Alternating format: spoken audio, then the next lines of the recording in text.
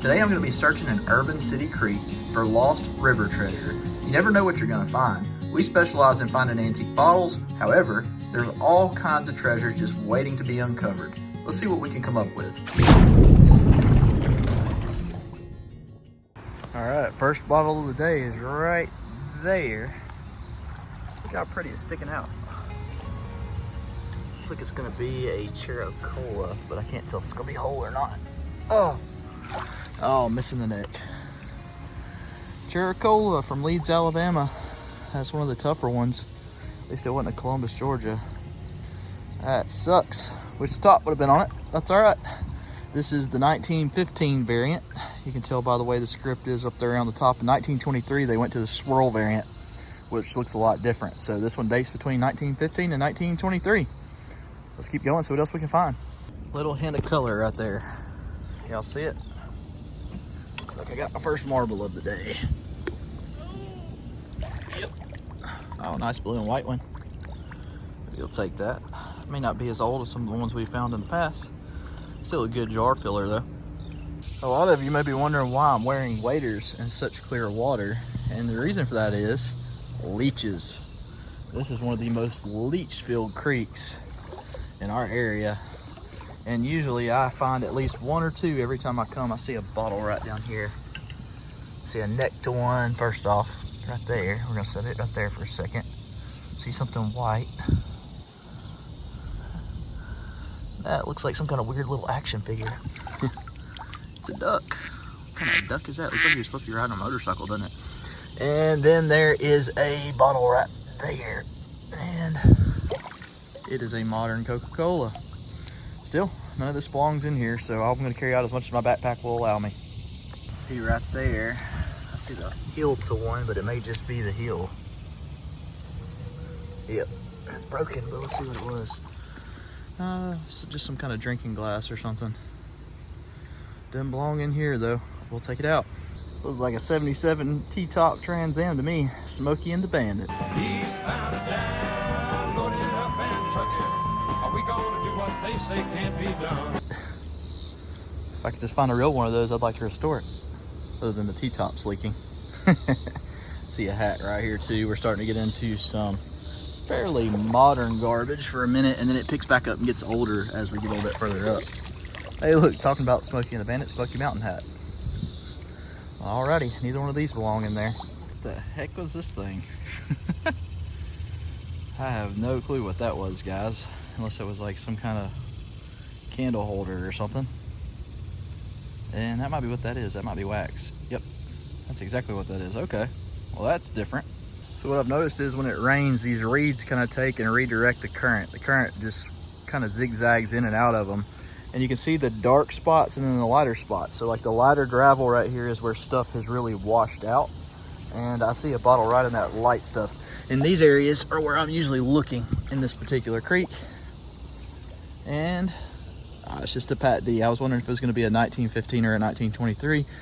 For those curious how we can tell the date, right under here, it'll say 1915 or 1923. But if it doesn't, right down here is the date code. So you got a 25 and then you got a 47. This is gonna be a 1947 Coca-Cola from Birmingham, Alabama. We'll take it. I see it right here. Looks like we've got a gun. It's an old cap gun. I think I found one just like this about 8 or 9 years ago before I was making videos. That's all right, guys, we'll take that. That's a cool little find. And I do have a whole assortment of cap guns that I've kept through the years too. I guess I'm becoming a hoarder in my old age. So oftentimes I have people ask about how we find our creek spots that we search. Oftentimes we look for the high banks that are close to the city because any trash that would have been thrown at the top would roll right down into the water. Then I concentrate on the edges and look really hard, and if I start to find glass, then we just kind of move forward from there and continue to search it after each bit of rain that we have. We just had some major rain though, so you never know what may have washed out. As a matter of fact, I don't know if you guys can see that rock wall right here that's exposed. Part of it has fell in the water since the last time that it rained, so that tells you how much the banks are actually eroding. Got one right here, guys, and I also hear a train coming. Well, I don't drop and break it worse than it already is. I just got a My Coca from Fairfield. And these are tough, guys. I've still yet to find one of these whole myself. I had to get one from Tristan, but for my collection, but that's still pretty good glass. You know, I'll take and clean it up. It's got a little issue right down there. That's okay. It's worth keeping, guys. We're still on the trail of these 100-year-old sodas. I see glass everywhere, but man, these reeds have grown up, guys. It's making it a little bit hard to see. So I see a couple of interesting things. The first thing is this Mountain Dew bottle right here, which is not old, but holy cow, guys. There are a couple of rare Mountain Dew bottles, one of which is a party-sized Mountain Dew. And that sucker sold for thousands of dollars on auction, and I think it was like from the 70s. That one's big enough that it kind of made me think it might be one, but the label's too far gone and it's not.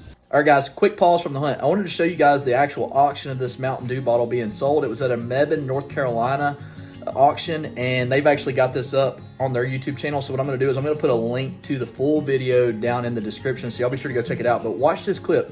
I was way wrong. This sold way higher than what I ever thought it could have. Any bidders at 11,000, 11,000. Any other bidders at 11,000. Going once, 11,000. 10,500 going twice. I'm getting so nervous. 10,500. 11,000 going twice. He going twice. 11,500 twice. Sold him out $11,000 right there. Second one, he never took his card down. That man right there never took his card down. Congratulations, we got a new Mountain Dew collection out on those sitting back there.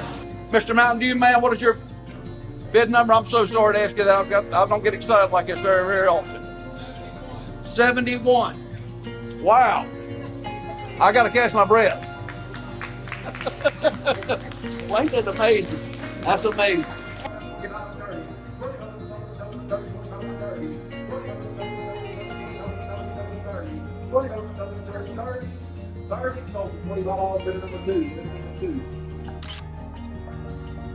This just goes to show you that the age of the bottle does not dictate the value. So never let somebody tell you that because your bottle is newer that the value is not there. Always do your research, do a little bit of legwork, and you'll know whether or not you've got a rare bottle. There again, keep your eyes peeled. This bottle is from the 1960s or the 1970s, but that did not dictate the value. There again, my mind is blown about how much this bottle sold for on auction. Let's get back to the video and see what else we can find in this creek. That was the first thing I saw. The second thing that I saw was right here. I have to put this down for just a second. I see a bottom of a bottle sticking out right there, and it marked up that fast. Wow. Oh, it feels like it may be modern too. Yep, modern. Put it by the Mountain Dew, and then I see another one, and it looks modern too.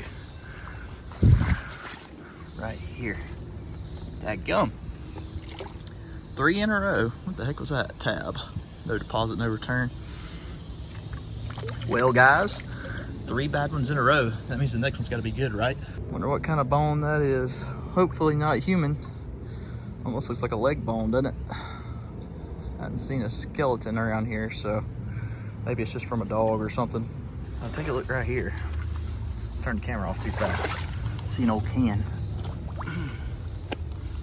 Oh, it's roached. It was another Mountain Dew can. Whoever was throwing their stuff in here was a Mountain Dew drinker.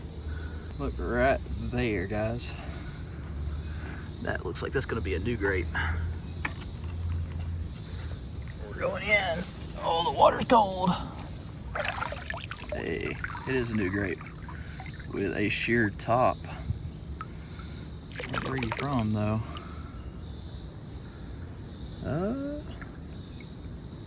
Meridian, Mississippi. Seems like one of the last one of these I found was from Mississippi. Must have been a very popular drink over there, guys. Would have been grape flavored. See another little hint of color right here. It's broken, whatever it is. Oh, it's a doll head. Check that out. Or a figurine. Dang, that'd be cool. I keep all these. I don't know why. I've got a case full of just doll legs, heads, and arms. I just pulled these 2 hobble skirts out. This one right here is one of the 1923 variants that I was telling you guys about. You can see the date right there, 1923. That one's from Birmingham, and that one would have been from Nashville. I do see a Chericola right there in that sunspot that's broken, and I'm gonna snake it out real quick. Here's that Chericola snaked out. It's got a bad flash crack all the way down in to where it is. This is another one from Leeds, guys. Interesting looking little knife. Probably a little fillet knife, but more than likely it's a murder weapon or it wouldn't be in the water. Just kidding. I know that's how a lot of people play these knives and stuff, and they call the cops, but that's not me.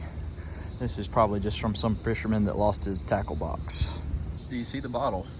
And no, I'm not talking about the mini. You see the neck right behind it? Right there. Oh, it's just the neck. Dadgummit. Thought that was gonna be a nice one hidden in there. Living another hobble skirt though. See another Coke bottle right here. Looks like it's got damage on the bottom.